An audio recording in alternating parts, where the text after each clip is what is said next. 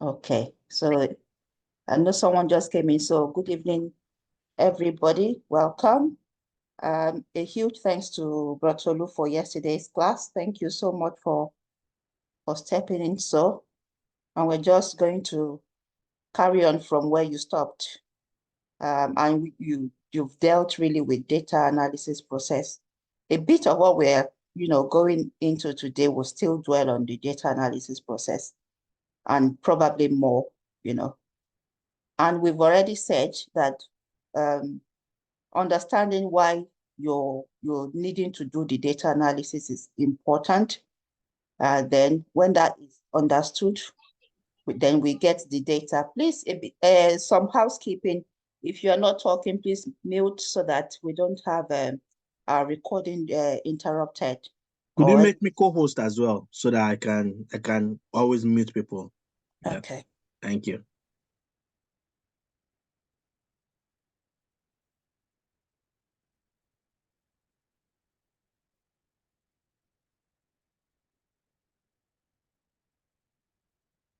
Making for me co-host as well. Okay, so yeah.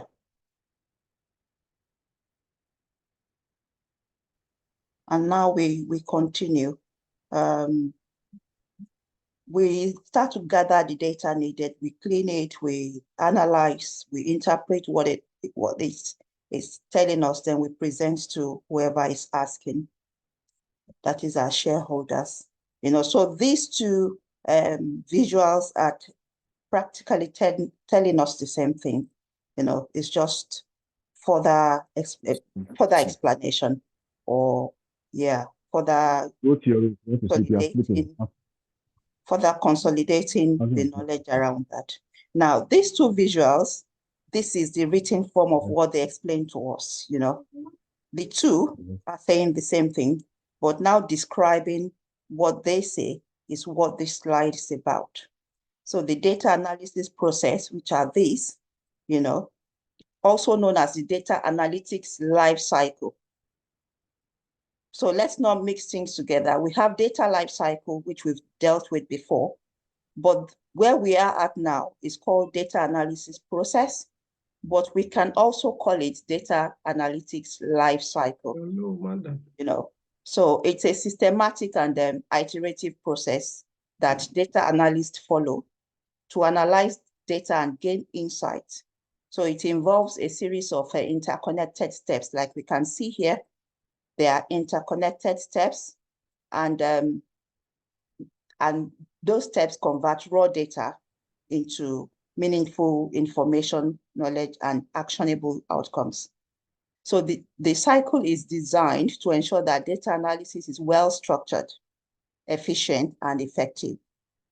And the typical data analysis cycle consists of the following steps. So each step is further explained here. So I'm not, like I said, we've dwelt on these a lot in different classes. So we're not going to carry on still discussing those. But I mean, most of us have the slides already. If you don't, you would get it. But these next two slides are just explaining, just for the explanation to those that sometimes you're looking at these charts and you're thinking, I need further clarification. So you can consult all these slides. And the same goes for this one as well. You're defining the problem, okay? And what defining the problem entails is that you're looking at the objective, you're understanding the question or researching the goal of the business, and that you are identifying the specific insights or outcomes that you need to seek from the data. And then you are collecting your data from different sources. It could be the database, it could be surveys, it could be anywhere, but your business would always point you in the direction of the data source where you are getting the data from.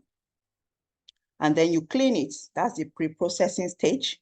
And we already know what data cleaning is about, okay? And then we explore it, we visualize it, in plotting graphs, charts, different types of tables, to explain the question that you are trying to answer. This is the stage of it. And then we... want to do it. Okay, this is just a repetition. Please mute yourself. We can hear you. Thank you very much. All right, we model the data, you know, during your analysis, while you're cleaning, after you've cleaned, then you do your data modeling. You look at the relationship between each entity, each table, you know, and then you do your visualization. We will practice all this.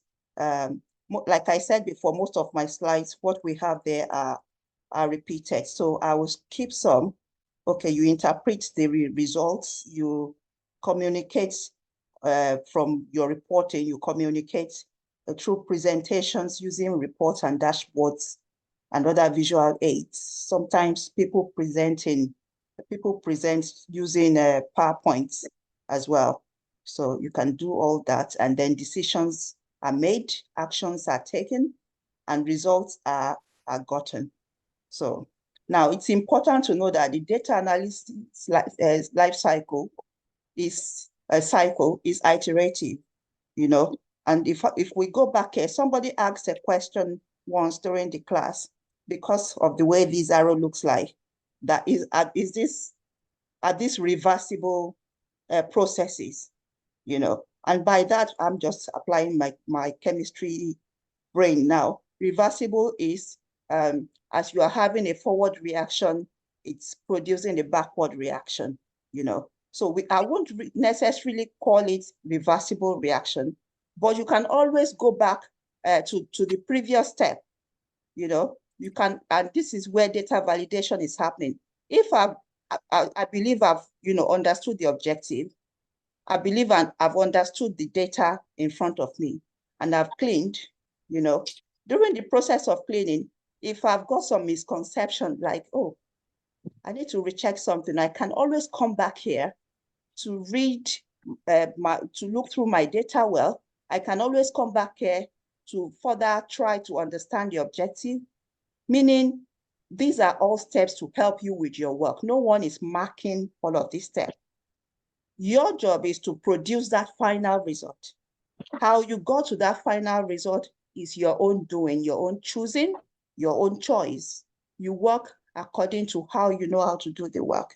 You know, it's like we can liken that to, let's say, a wife or a cook. Let me not be sexist there. Let's say a cook who has been saddled in court with the responsibility of producing a very nice dish. Okay, how they went to the market to get the ingredients is not our concern. We've paid. We just need to get the food, you know, the final product.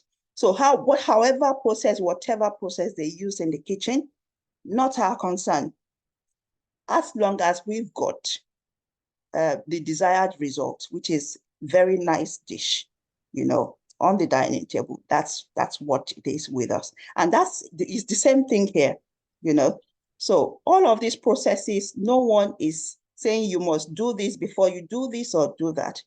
You are free to work according to your own initiative, you know, is what I'm saying with all of that. And now we can move on. So each iteration refines the analysis and helps to gain a deeper understanding of the data. So the further you go on with the work, the further you understand what you are doing, and the further you can already almost see the end. You can almost see the result, you know, as you move on. I'm going to be skipping some slides. Last week, we did look at a bit of questions here. Let's see if we can remember the answers that were produced. So this is describe how you will use data lifecycle to prepare and publish a report. I won't dwell on this because we did do this yesterday, although the question wasn't put out like this, or this is still the same question, okay? So to be useful, all data must be managed through its life cycle.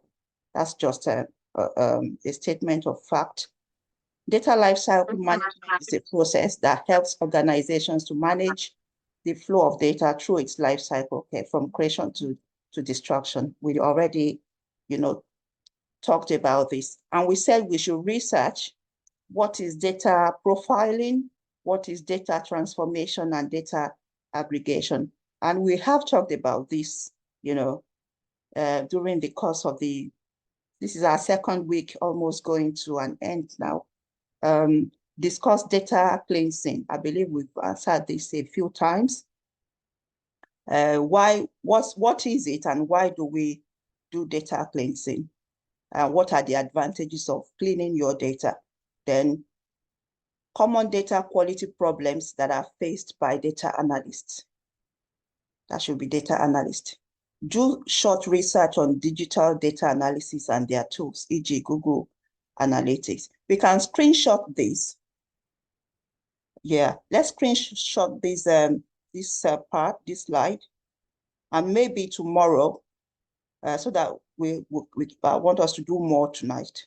So let's screenshot this. Let's research, this part, and we will bring our answers to the class tomorrow. So tomorrow is going to be a lot of question and answer session, in our 7 to 7:30 tomorrow. Okay. We move on. And in summary,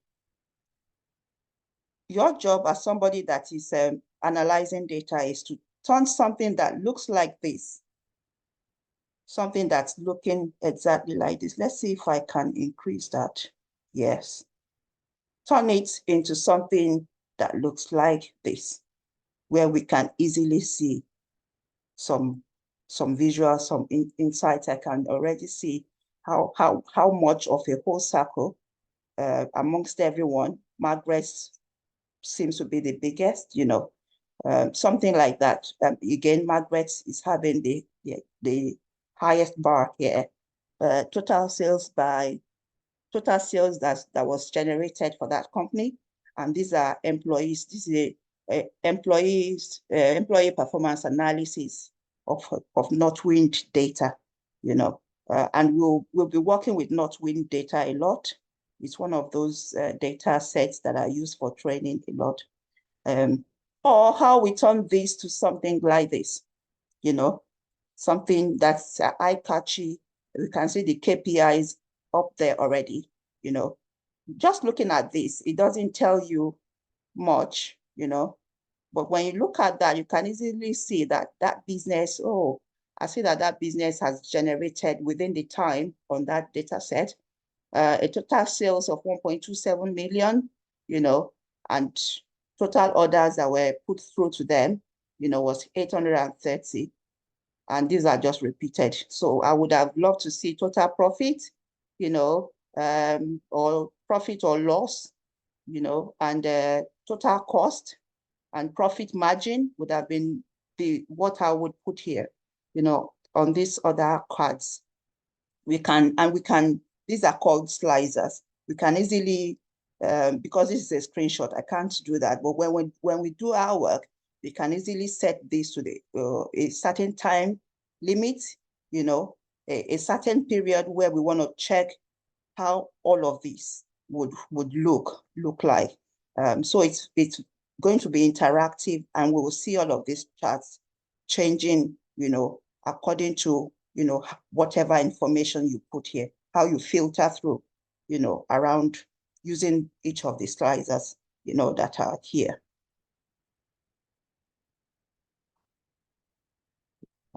Let's reduce that a little now. Okay, there was a time in our Do Data class, we did discuss around, I normally hear people say data analytics is different from data analysis. I beg to differ. I don't think so, but when I checked online, this was what I found. So I thought to put it down, because you just never know what questions you might get during interview, So what I found was that data analysis and data analytics are terms that are often used interchangeably, but they can have slightly different context, to them. Both terms refer to the process of examining, cleaning, transforming, and interpreting data to extract insights and make informed decisions. However, there are some differences between the two, very minor differences between the two. We are saying here that data analysis is often associated with using historical data to understand the past performance and trends, and it may involve summarizing data for reporting purposes. But data analytics often used in business context, where the goal is to derive insights to support a strategic decision making. However, that is not to say that data analysis is not involving, some decision making as well. Why are we looking into historical data?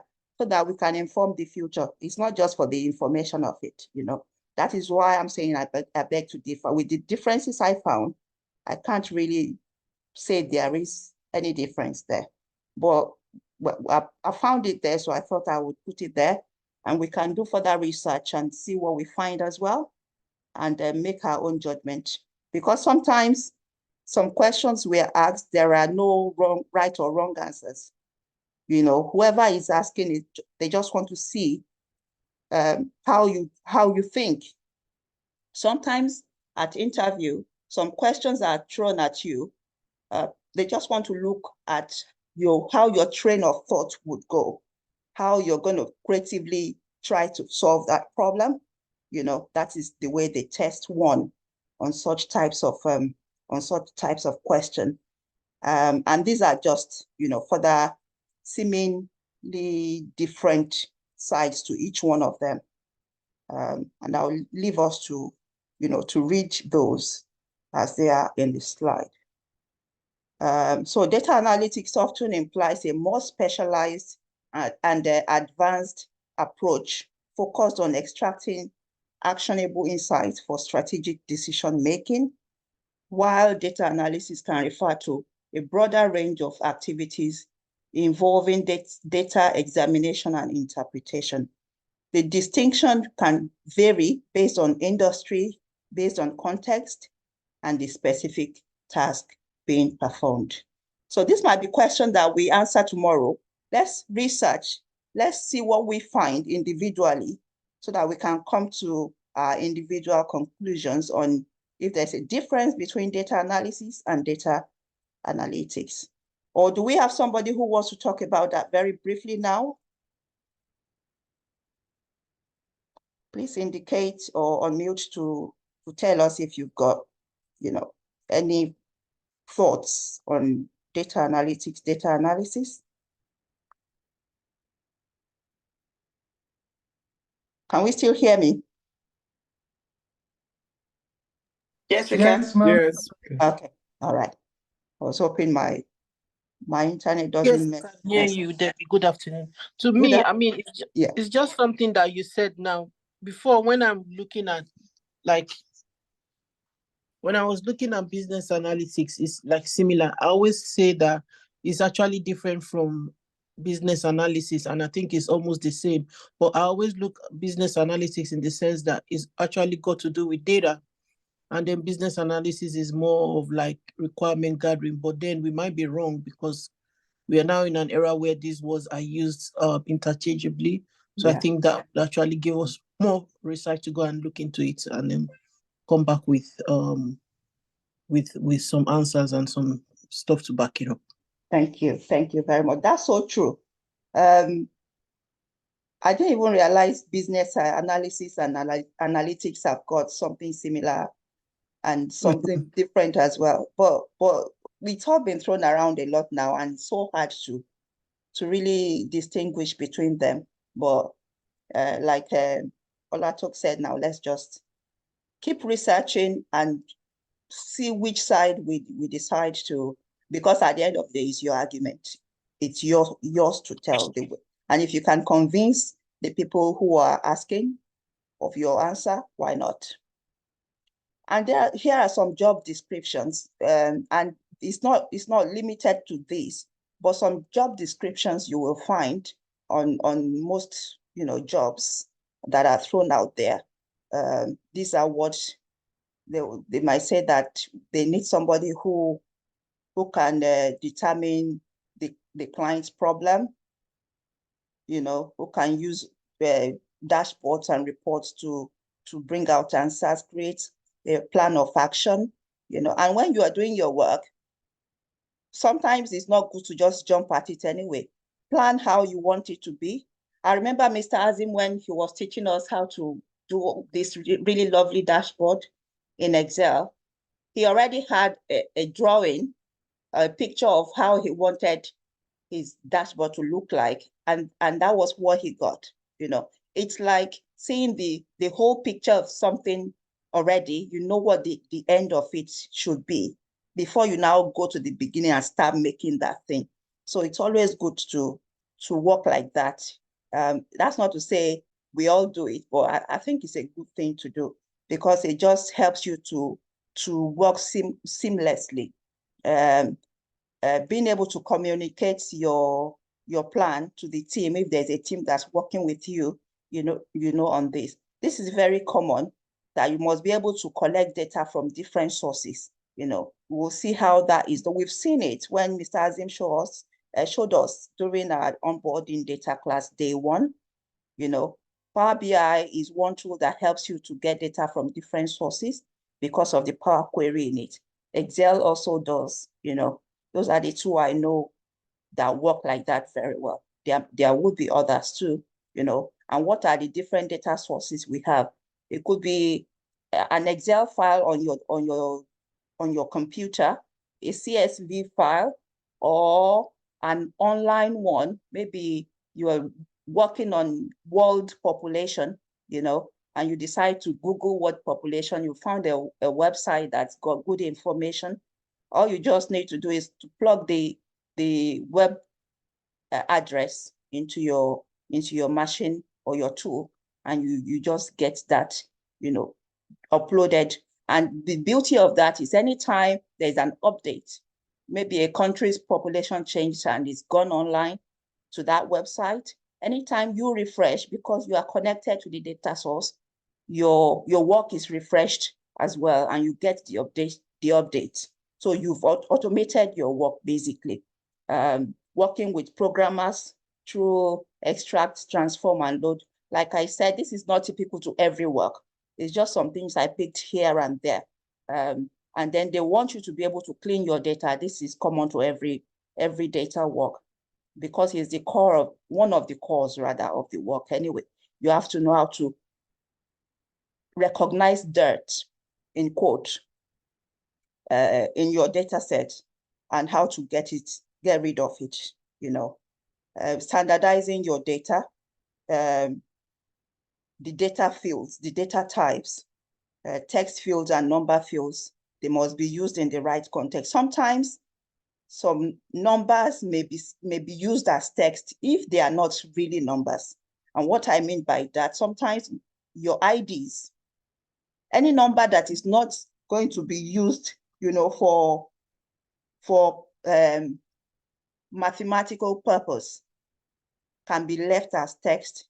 But any number that I'm going to need to add up to find the average, to find the sum of it, that number must be seen as number.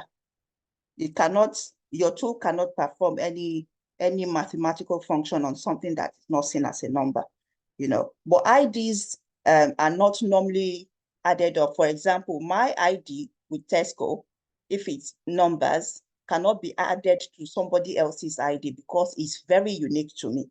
The most they can do with IDs is they can count, and count any type of a data field or data type can be counted. It's not just numbers that we count. We can count oranges, we can count anything at all, can be counted. I know you will say we can't count water, but yeah, I agree. Now, data validation, every time we must check. It's like testing, like we saw in our testing onboarding class yesterday.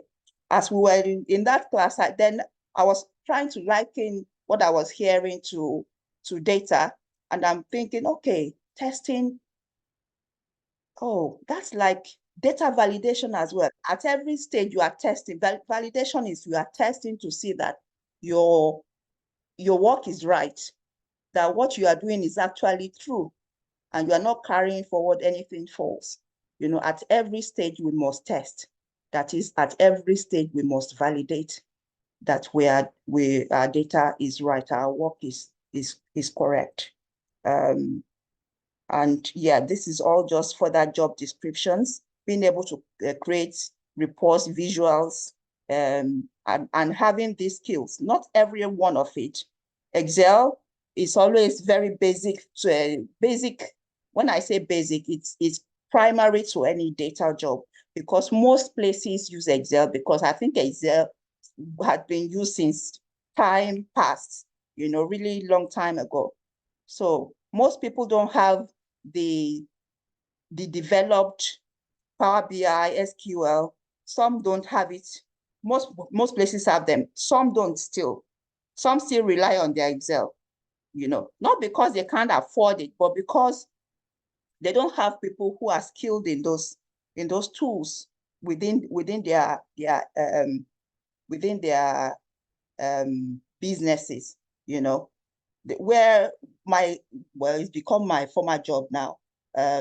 So I worked within the payroll, and it was so hard to introduce Power BI to them for analysis, because these are people that have done payroll using Excel for what, 20 years, 25 years.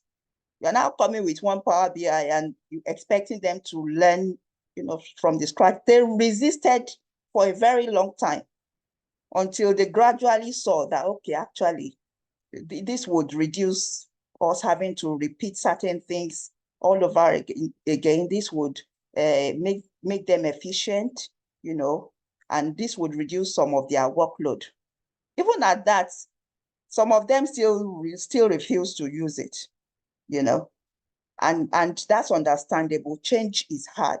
New learning can be very hard. So you have to see the need for it, or to be able to want to commit to do it, you know. But yes, Excel, SQL, Power BI, Tableau, those are the really common ones. Python, R language, for those who want to really go into Python and R language. But let's take it one at a time. Let's build it one very well before we start, you know, bringing in others. And very core, we don't just build dashboards. We have to tell a story with it. Whatever you are showing us on your dashboard or reporting it's not like you just do one chart, throw it there, do another, throw it there. You've got to arrange and, you know, show it in a storytelling form such that people can engage. People can, you know, engage with what you are saying and enjoy reading it. So to say, so you have to be a good storyteller. Everybody loves a good story. I remember the days of Tales by Moonlight. You know, we all want to hear those stories of the tortoise did this, tortoise did that. Exactly. You've got to be able to tell a good story with whatever it is, be a good storyteller. And again, that comes with experience, that comes with time, that comes with how much of this you do. You know, so we keep improving. This is not relevant. Let me introduce you to something we call, oh, I can't because it's 7:30. So sorry, I wasn't checking the time. Wow, it's gone so quick again. So sorry. I should have, you know, stopped to ask if we've got questions. Do we have any questions, any contributions?